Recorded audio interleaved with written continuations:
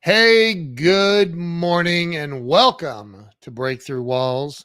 I'm Ken Walls and I'm your host. And today I have one of the most incredible guests out of 510 interviews, one of the most incredible people I've ever had on the show.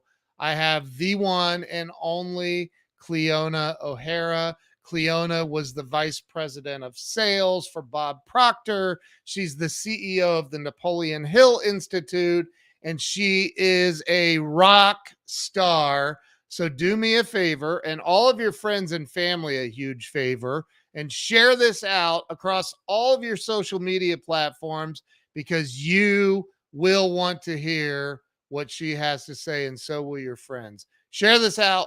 We'll be right back.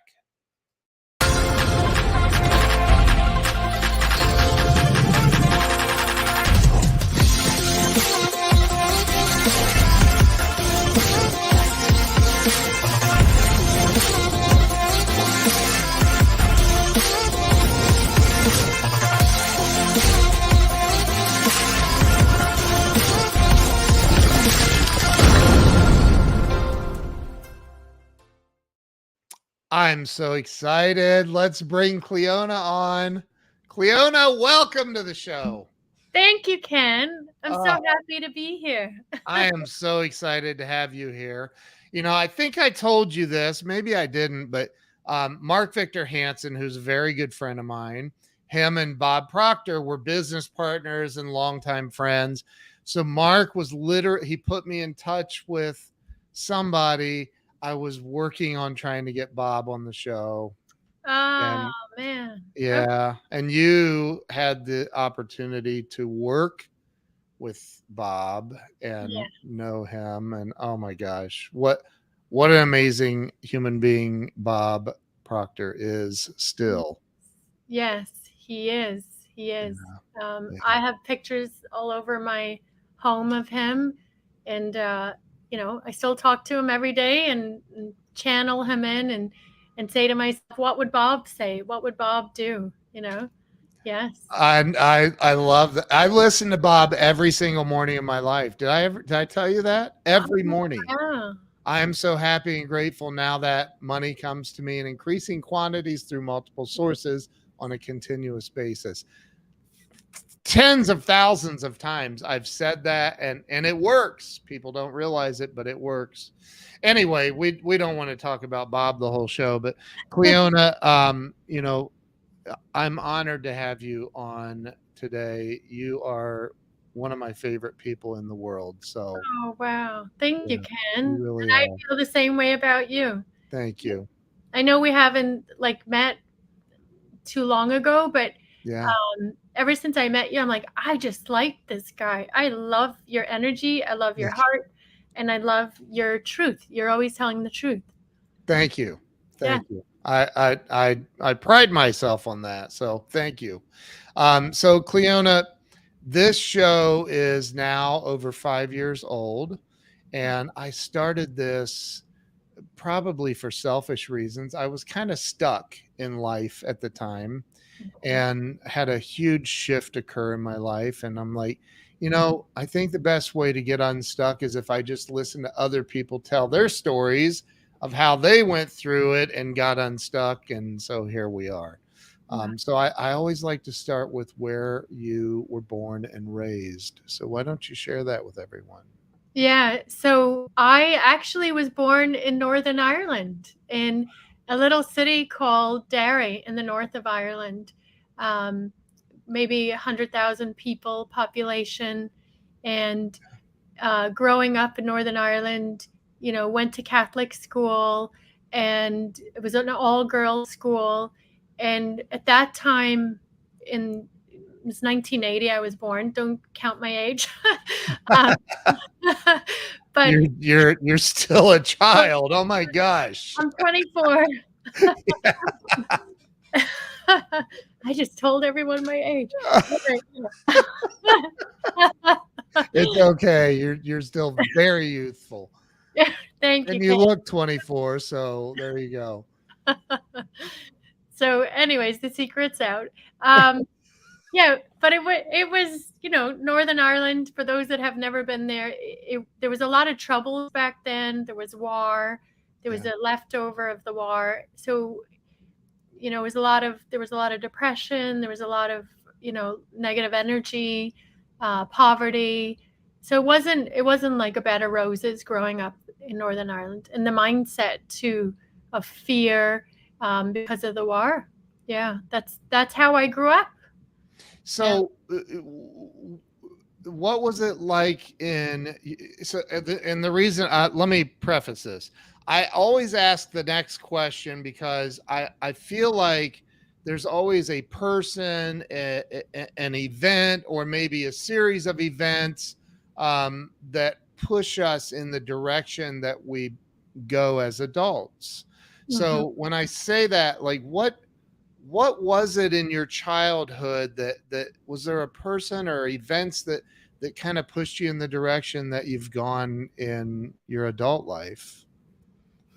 Well, for me, it was a series of events. Okay. I'm one of those people where they're like, "Wow, you're still alive? Right. You're still rocking around?" Right.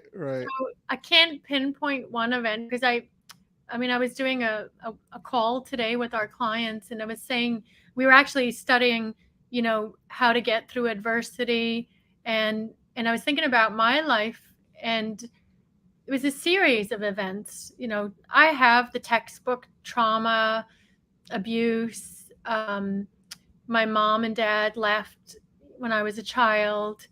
My grandmother raised me. Wow. Grandfather, God bless him, he was an alcoholic.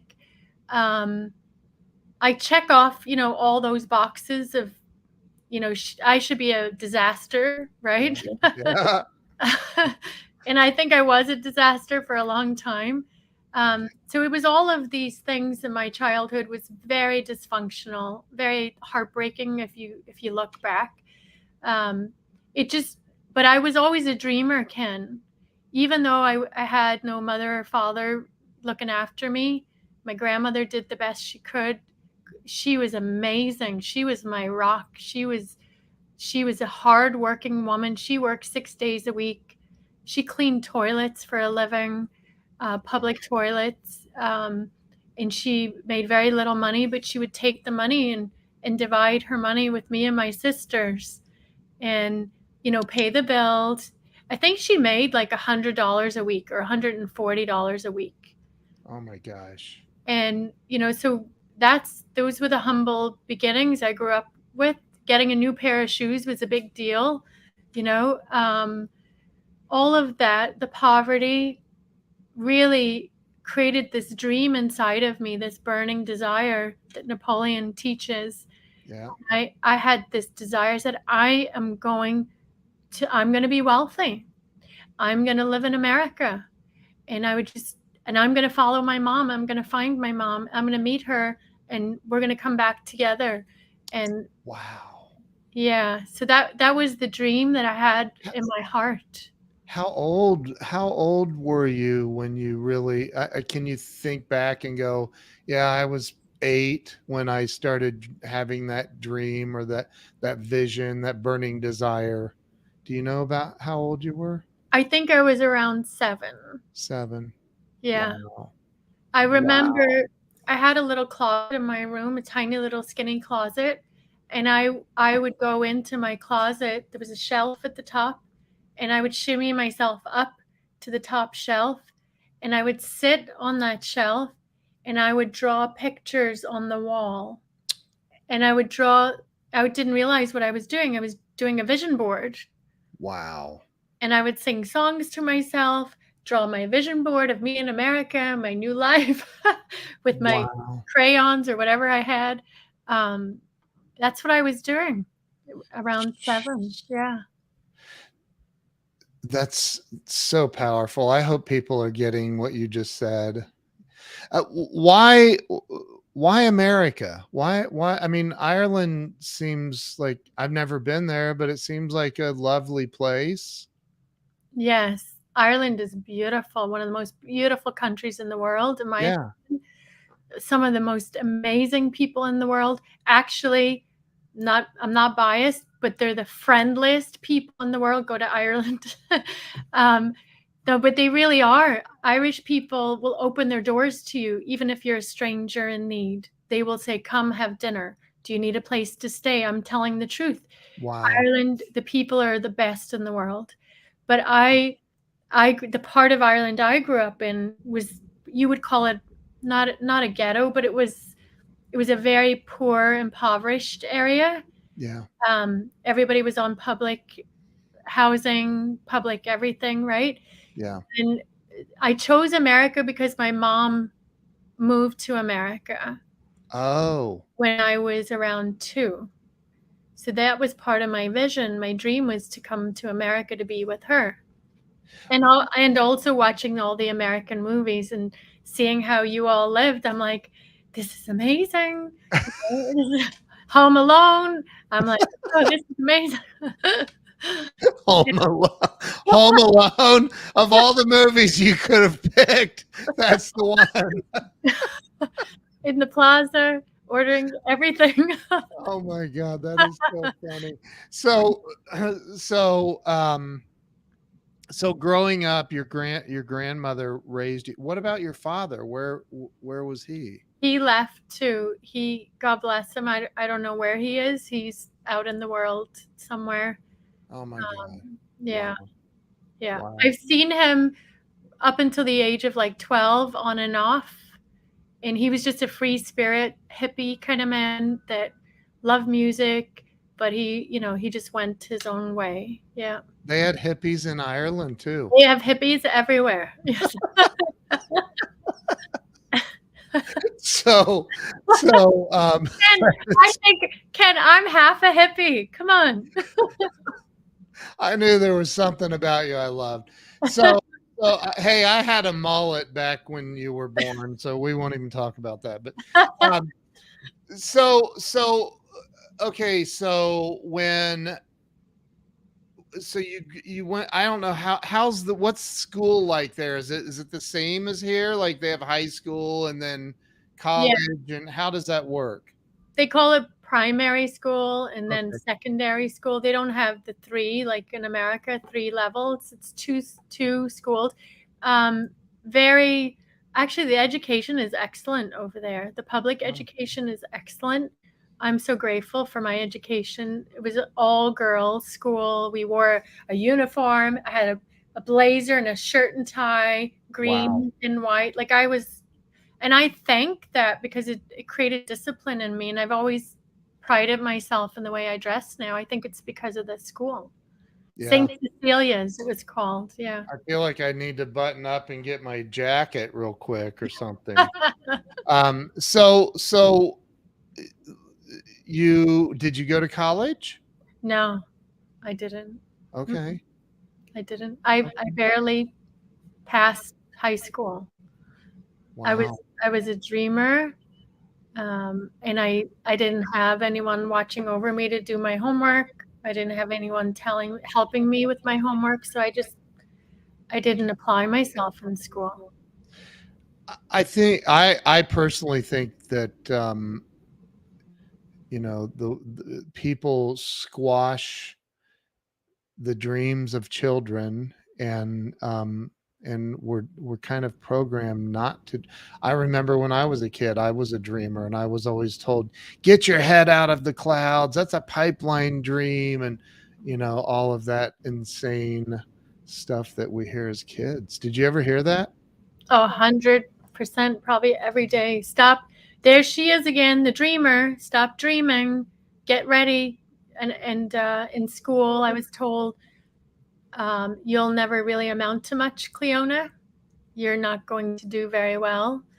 I've heard things in school, and it's not all of my teachers. Some of them were my biggest supporters, but yeah, we were programmed, a lot of us, especially as children, that you must have a good education. If you don't have all those degrees after your name, you're not going to amount to much. But that's not true. I beat that mold, and many people I know beat that mold. Amen. I had an English teacher. I never did understand why they teach English in English, but anyway, I had an English teacher tell me that I would never amount to anything. Yeah. I dropped out of high school in 12th grade, and because I was over that, and then I've written 8 books, and she's written zero. So who's Wow. not going to amount to anything, Mrs. Whatever your name is? Exactly. Yeah. Right. Yeah. So Cleona, you didn't go. So what? Okay, so you got out of high school barely, and what did you do? You're still in Ireland at that point, right? Mhm. Okay. What did you do from there? Where did you go? What did you start waiting tables? Yeah. Yeah, I did Did it. you really? I worked Um, in a restaurant in the summer. I worked in a bar. I pretended I was older. You were supposed to be 18, so I put on my makeup, my lipstick, and my handbag. And I was working since the age of 12. Hey, Dolly. wow. um, I was working since the age of 12 because I wanted a better life. And I lied about my age. Sorry, whoever I worked for. Um, but I was driven, Ken. I wanted a better life. So I would work on the weekends, save some money. I would buy clothes. I worked in a bar. I worked in a hotel in a bar. Yeah, I was always working to make money and earn and get myself things that my grandmother couldn't afford, you know? Yeah. Yeah. Wow. So at some point you made your way because and just so everybody knows, my background is not real and hers is real. So it's of the same city, however. But at some point you made it to America. Um, so between the hotel bartending jobs and where you are today, what happened there? How did you end up in America? So I had my first heartbreak. Irish guy. I'll never forget. No, I'm joking. You jerk. Yeah, you're lost, You're jerk. you're lost, my friend. That's right. Oh my gosh. Yeah. That's so So my Irish love broke up with me. And it really, yeah, it's embarrassing to say that, but um he broke up with me, and then the fire was lit. I was heartbroken. I was um I was heartbroken, and then I made a decision. I followed the principles like Napoleon Hill said. I was I was full of desire. I was in pain. I made a decision. That's it. I'm done. I'm out of here. And I made a decision to go to America and meet with my mom. And that's what I did. I went. did did your mom know you were coming to meet with her? Yes, yes. Okay. He So you actually, had been in touch, you'd been in contact. yes, we Okay. were in contact. She bought my ticket. She said, "You can come stay with me."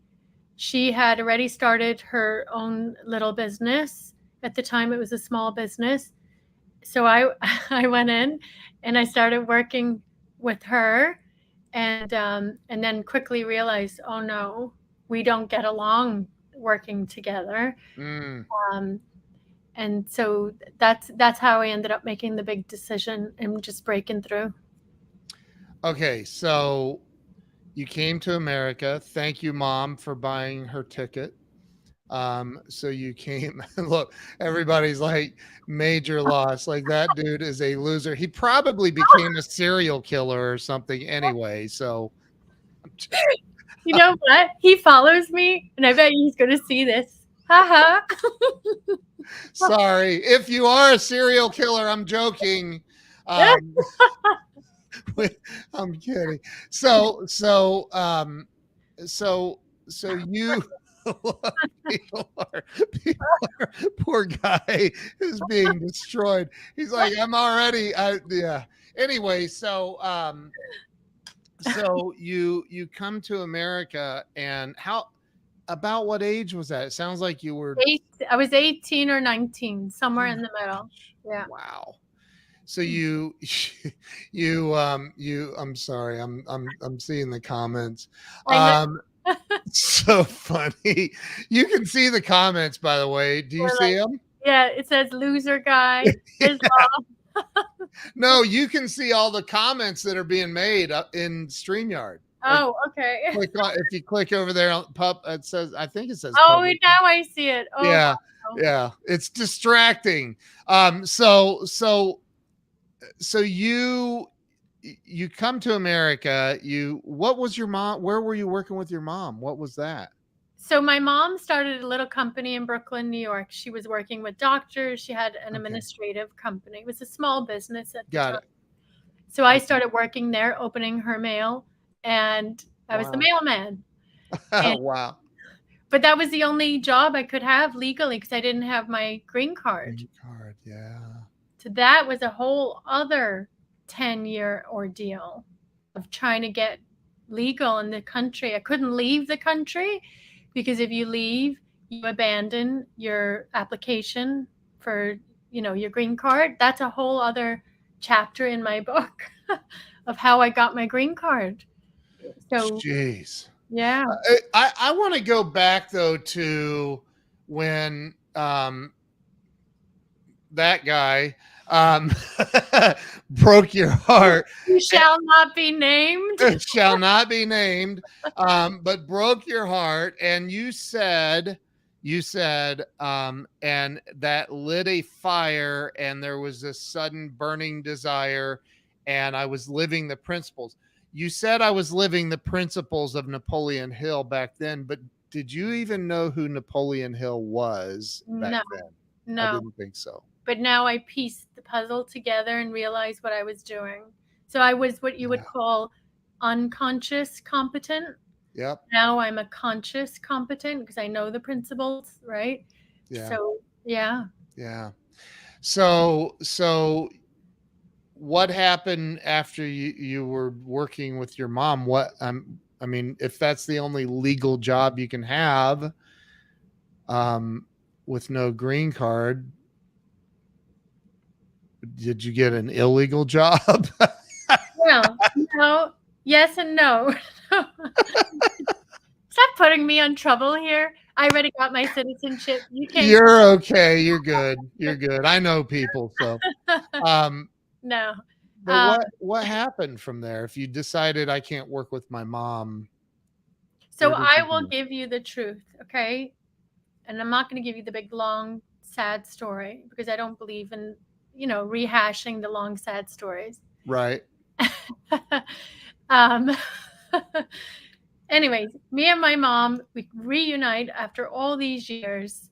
She was a strong, fiery Irish woman, businesswoman. She was a shark on dry land. She'll even Wow. call herself a shark on dry land. And she was killing it in the healthcare industry, dealing with all male, executives in New York City. But she was a real firecracker and still is.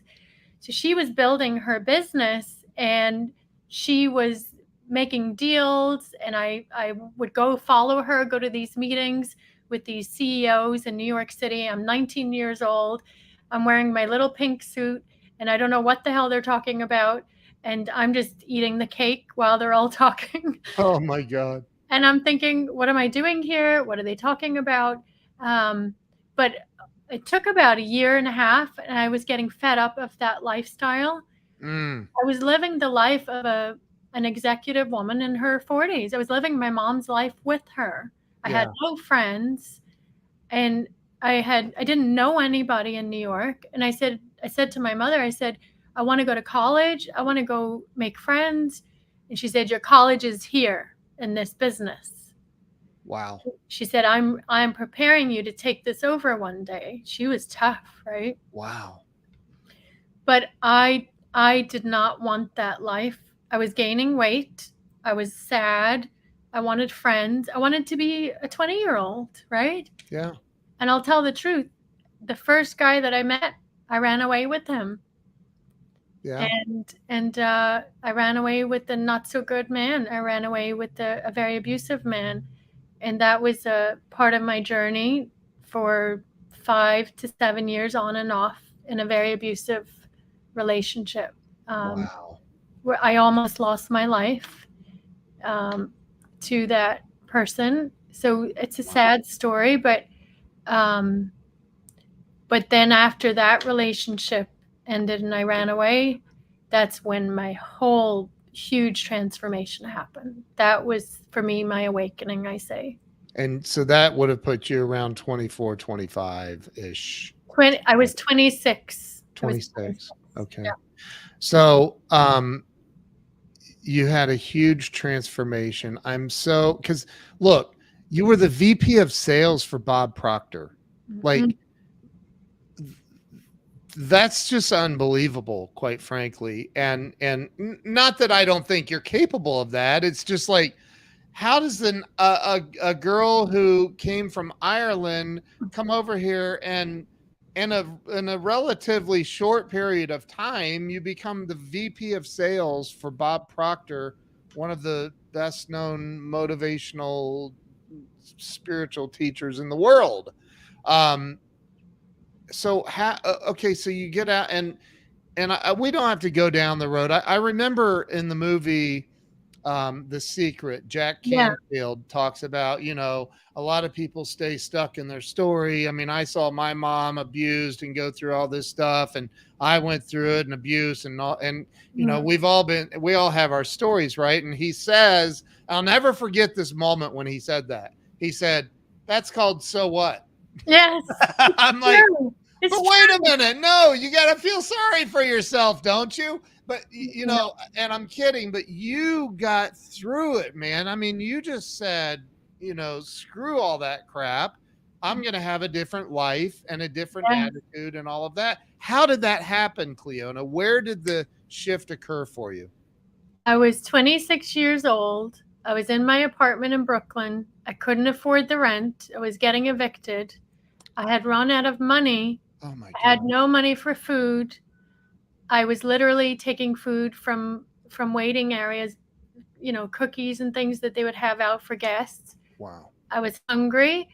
I was broken. Had just been abused. I was lost.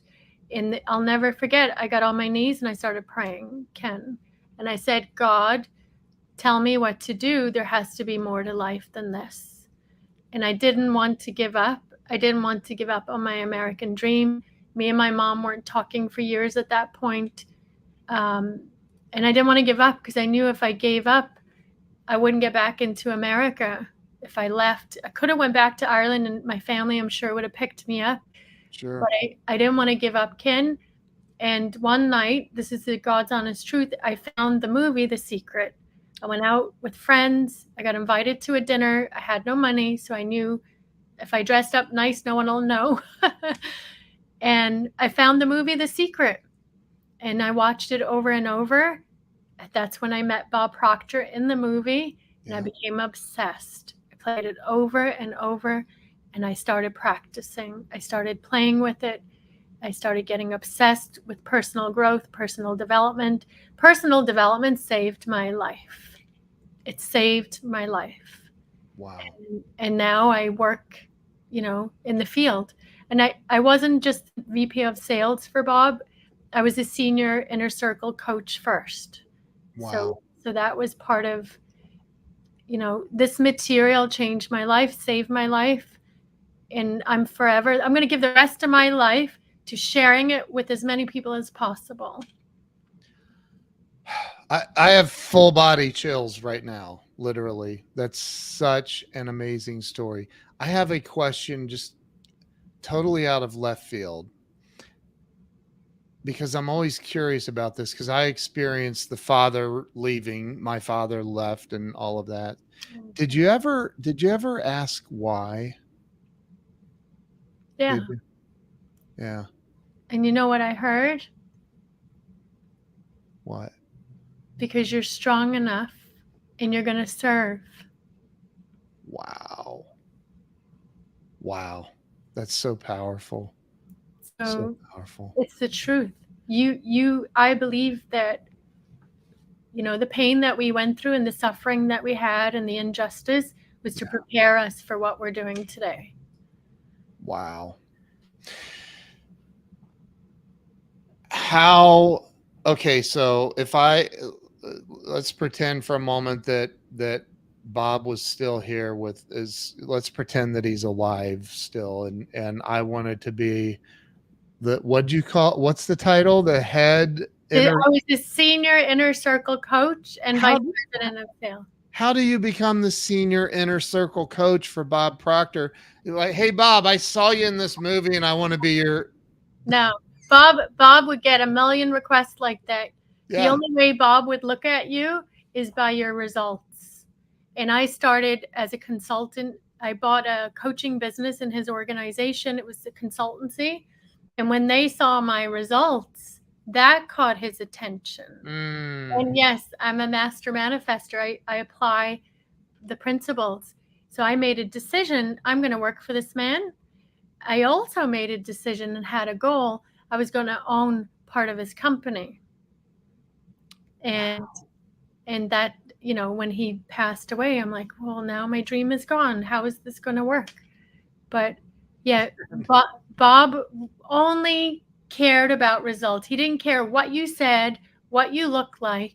He would always ask people, tell me your results in your life. What's the most you've ever earned? Tell me about your life right now. And he knew, and we know, the results are the reflection of how the person's programmed and thinking. Yeah. So when he saw my results, then he was listening to me. And I said, I'll do whatever it takes, Bob, to work with you and learn from you. I said, I'll even move my family to Canada and hold your coffee cup. I'll do whatever it takes. He goes, you don't have to do that. Come on. So, yeah. So I want to, so you find the movie, The Secret, you watch The Secret, you're still broke. Like that day, like you still did that day, you didn't have any money or food or whatever. Right. Yeah. Like in the moment, because there are people watching right now, or will watch this, or will hear this. Everybody watching, please share this out. Please share this out right now. Please share it. But the people that are watching that are like, okay, well, it's because you're beautiful, and people probably just believed in you because of, or whatever it is, right? How did you go from no food to the next day to the next day? What did you do? What did you start selling, or what was the next step for you after watching The Secret? I prayed and I listened. Wow.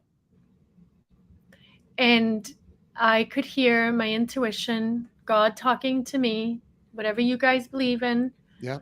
And I just heard, go serve, go serve. I said, but I have nothing to serve. I have no money. I have nothing. Go serve. So I'm like, okay, how can I serve? So I started Googling volunteer jobs. So I took a volunteer position in Brooklyn at the bottom of a church. It was a homeless place. They would feed the homeless and addicts. So I went there and I just went to serve. I dressed up, went there. I started eating there because they had food.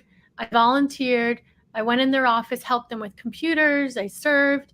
And I did that for a couple of weeks while watching The Secret over and over and over, and anything I could get my hands on.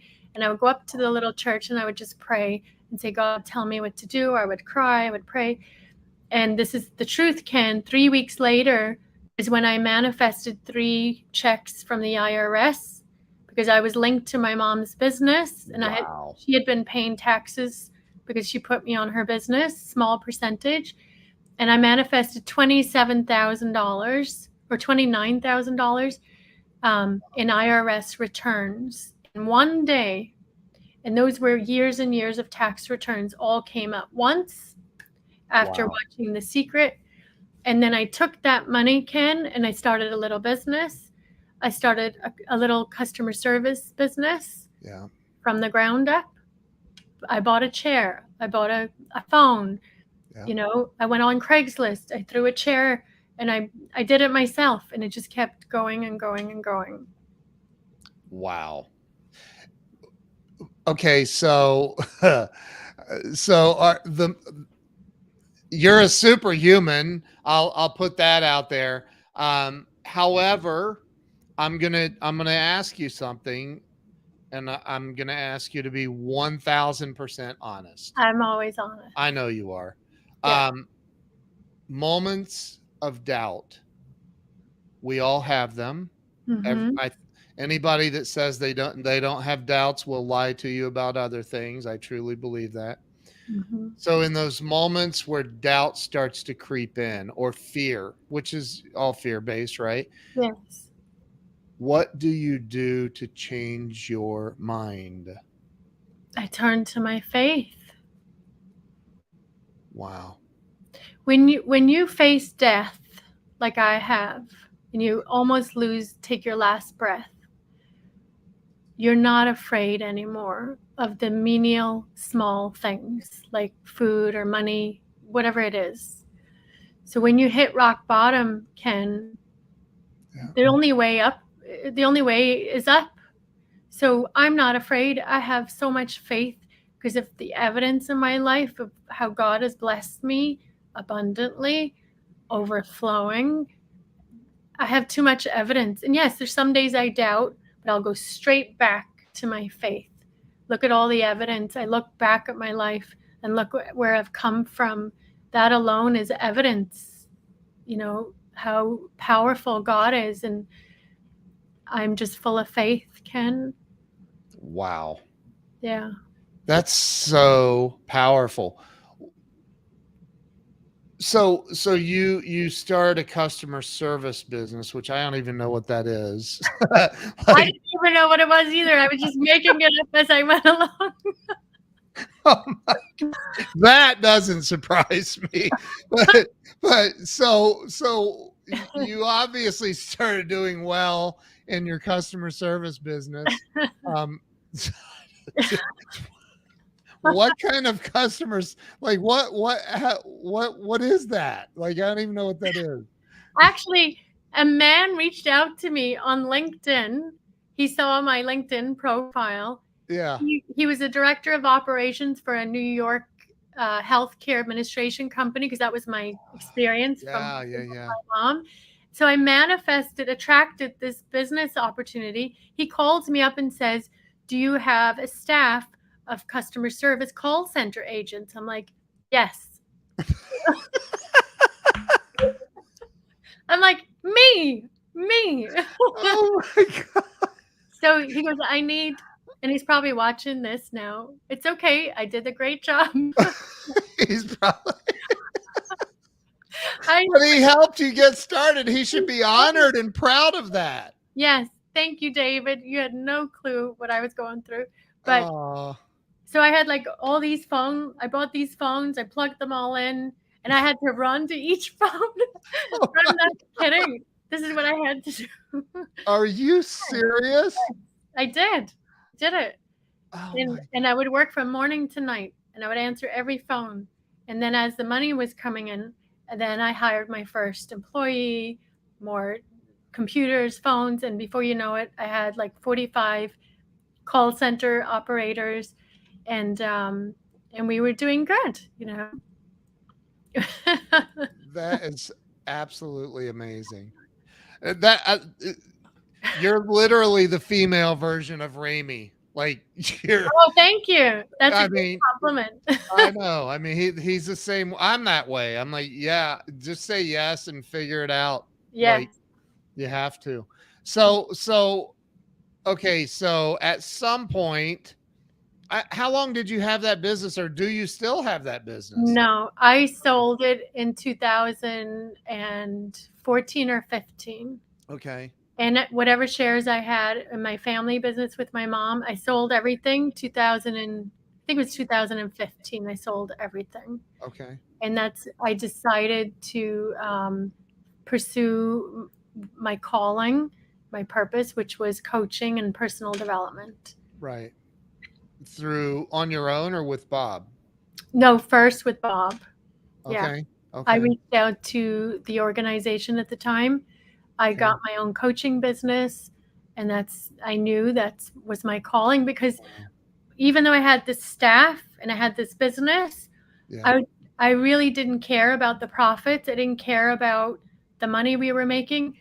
I just loved helping the staff and watching them grow. One of my first employees, Ken, was a woman who lived in a car with her children, Oh my gosh. and she's passed on. You know, God bless her and her family, Katie, and her beautiful family. She had no skills.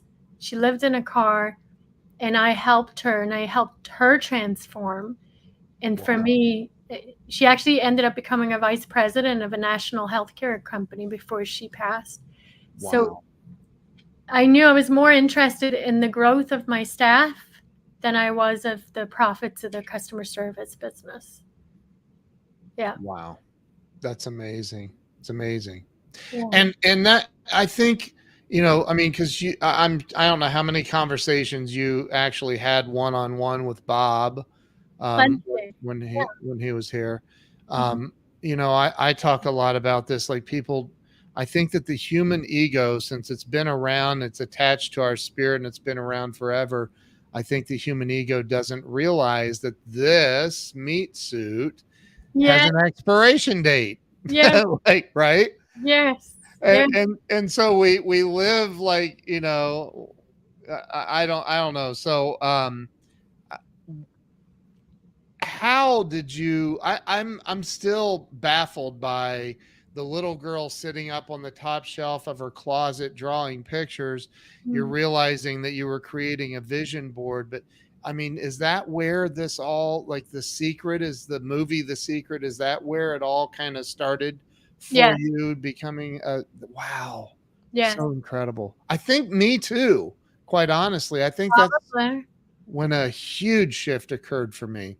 So talk about the how you became VP of sales and all of that with Bob. So I invested in my own coaching business. It was called a consultant. Okay. And I started growing that business rapidly. I took off like a rocket. Most people would take them like a year or two to get their business going. I did it within like 3 months. Wow. And they would call me, like, what's his name, Roger Bannister or something. Yeah. So they had a nickname for me because I just took off. At the first live training with Bob in Canada, it was my very first training. I was brand new. It was like a deer in headlights. Bob and one of the other coaches, successful coaches, just said, go do it. And that's what I did. I made a decision, took off like a rocket, and Bob saw my results. He was so impressed.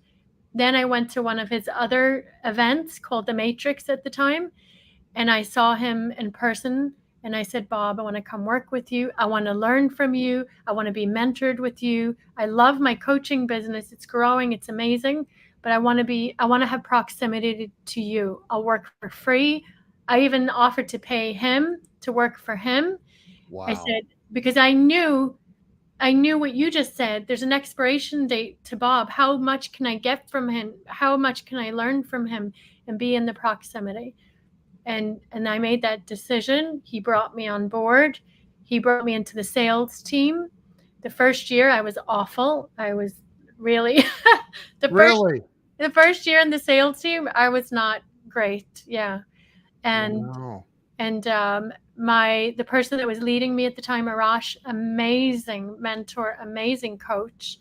He helped me, and then I broke through. I went to the top of the sales team once I locked in, made a decision, and then my numbers just went through the roof. My clients, my coaching clients were all happy, and then that's when they decided to promote me to the vice president. Yeah. My gosh. Wow. Yeah. There's a theme here, by the way. I don't know if you've noticed this or have noted this, but you keep talking about, I made a decision. I Yes. made a decision. And I think that's so important to point out.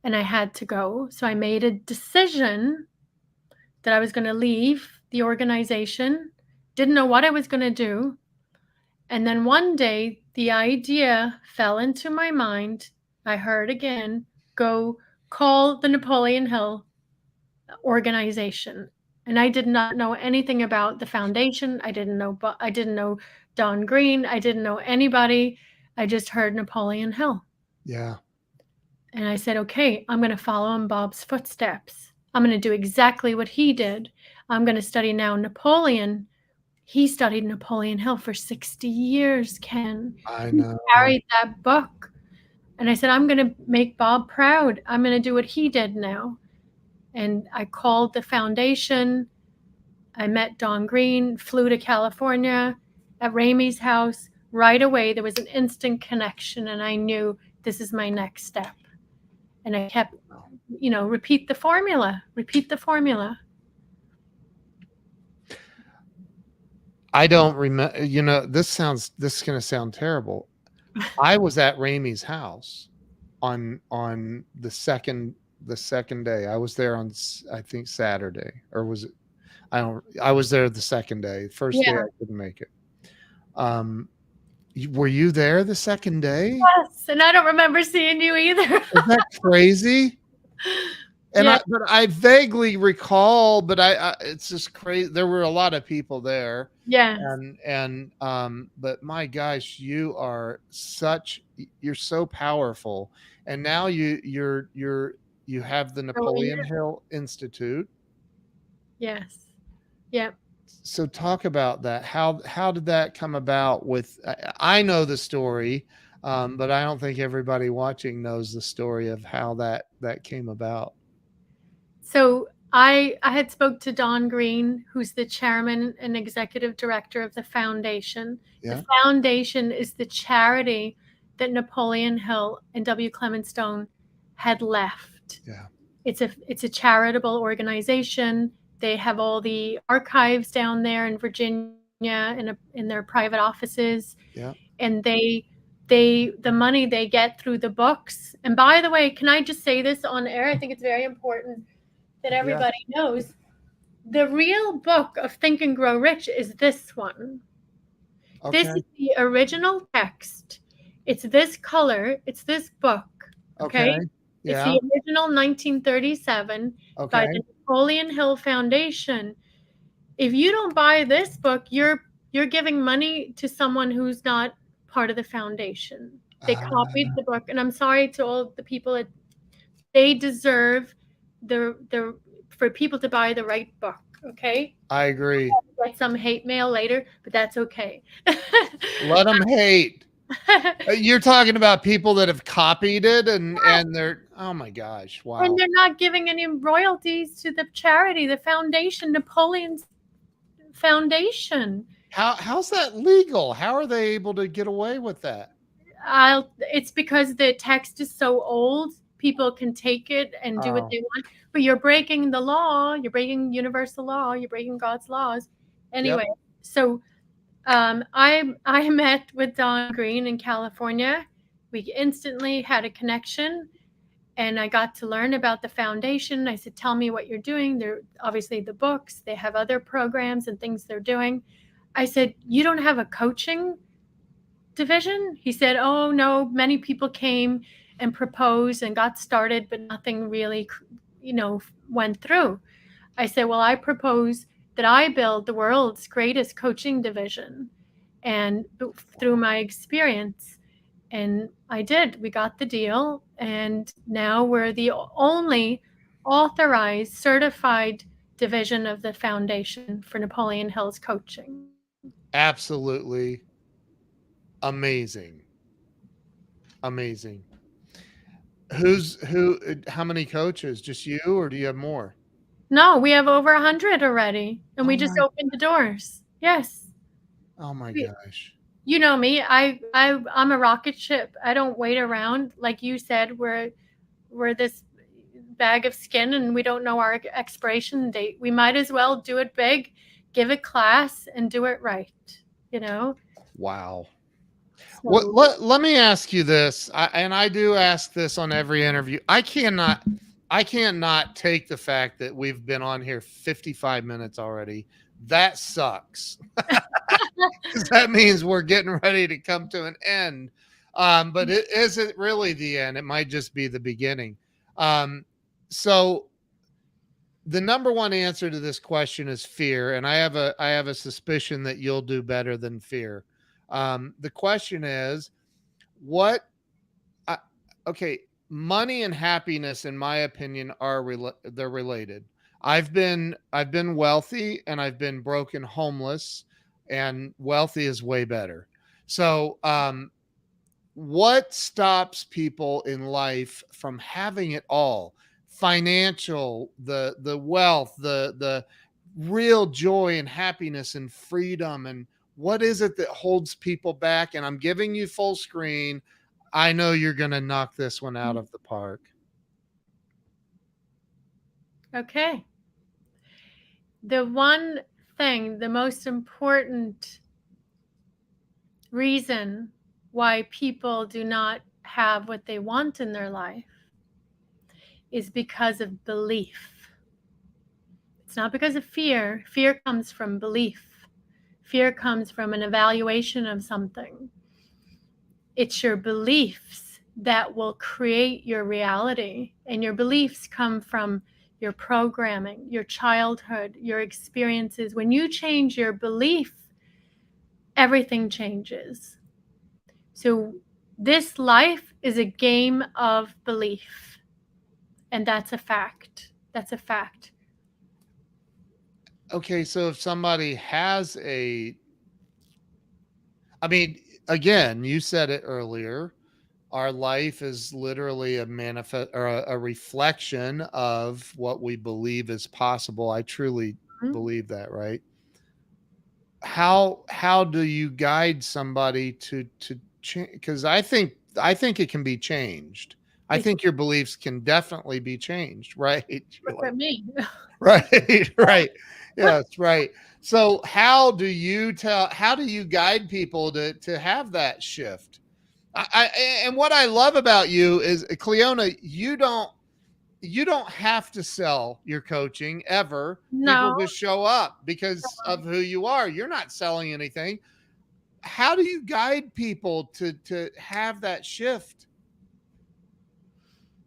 So, number one, you have to make a decision. It's a first step to change is make a decision. Enough is enough. Number two, you need to take a good, honest, hard look at yourself in the results in your life in every area, relationships, money, spiritually, physically, and just look at it from neutrally. Don't judge yourself. Don't put yourself down. Look at your results. Are they where you want to be? So if they're not financially, that means you have beliefs around money that needs to change immediately. If it's your body, if it's your relationships, I had to do a lot of work on my beliefs around relationships. I kept picking winners. I'm sorry, they're all winners. I forgave them. um, so I had to change my beliefs, Right. and I do it, and I'm never done. This is not Cliona knows it all. I'm never done. I do Right. it every day, just like you do, Ken, Yeah. through repetition of study, through auto suggestion, and I have mentorship, of course. I have a mentor. I Yeah. have coaching. I study every day, and I reprogram my subconscious on a daily basis. I watch what I say. I watch how I speak. So repetition of study, auto suggestion, get coaching, and I'm not trying to sell my coaching at all. I'm not. Go to Ken. He's a great coach, and he knows all this stuff. Um, Go to Cleona. She's better. no, no, no, no. No. Anyway, but this is how we do it. Yes. And Napoleon said, what the mind can conceive and believe, the man can achieve, or the woman can achieve. Yeah. The mind. So the most important word is belief, in my opinion. How can everybody follow you? Where, what's your website? Where, give me the website address so I can put that up on screen. It's NapoleonHillInstitute.com. And then I'm on Instagram, Cliona O'Hara, and also follow Napoleon Hill Institute on Instagram, and you'll find us there. Yeah. And she follows me on Instagram, so there's that, Yeah. which is absolutely amazing. Well, I want to work with you, Ken. I'm manifesting that right now. You want to what? I want to work with you. We're going to do something together. We're going to. It's done. Already done. I feel it. I felt it 30 minutes ago. I probably felt that a while ago, quite frankly. So, Cliona, you are, like I said early on, you are one of my favorite human beings on this planet. Thank you. Your story is, it's inspiring. Every single person watching this or listening to this, make sure that you follow Cliona everywhere. Go to is it just NapoleonHillInstitute.com, like I have it, right? That's right. NapoleonHillInstitute.com, and follow her and the Napoleon Hill Institute on Instagram. And God bless you, Cliona, and everybody watching. Thank you so much. Thank you, Ken. Thank you, everyone. I love you, Ken. I love you too. Stay with me if you would. I'm going to end the live stream, but hey, listen to everybody watching. I'm just going to tell you that the best way to receive blessings is to be a blessing. And if you'll take right now 2 seconds, I know you may have already shared this out, but take 2 seconds and share this out again on every social media platform in the world. Let's get this message out to millions. Thank you so much. God bless you. Stay with me, Cliona.